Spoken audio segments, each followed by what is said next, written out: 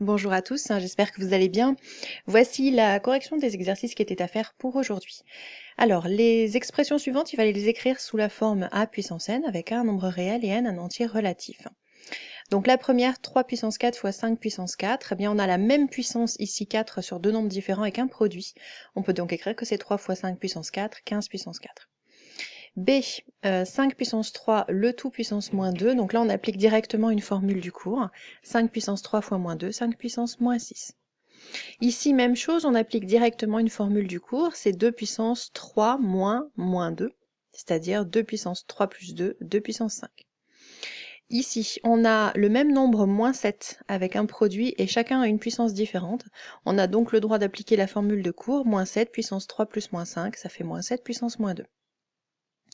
Pour E, on a deux nombres différents mais la même puissance, donc 6 puissance 5 sur 2 puissance 5, c'est égal à 6 sur 2 le tout à la puissance 5, et 6 sur 2, ça fait 3.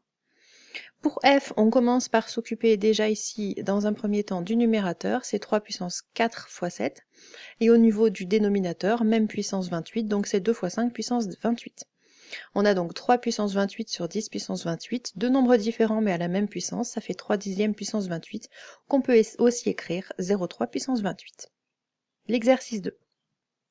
Avec les écritures scientifiques, donc l'important dans les trois premiers ici, c'était bien d'avoir un nombre compris entre moins 10 et 10 avec l'intervalle moins 1, 1 exclu. Donc on a un seul chiffre avant la virgule et un chiffre autre que 0, donc 1, 2, 3 ou jusque 9. Et ensuite, derrière, une puissance de 10. Pour le dernier, il y avait déjà une puissance de 10, donc dans un premier temps, on s'occupait que de ce nombre-là, qu'on donnait sous écriture scientifique. Et ensuite, on simplifiait le produit des deux puissances de 10.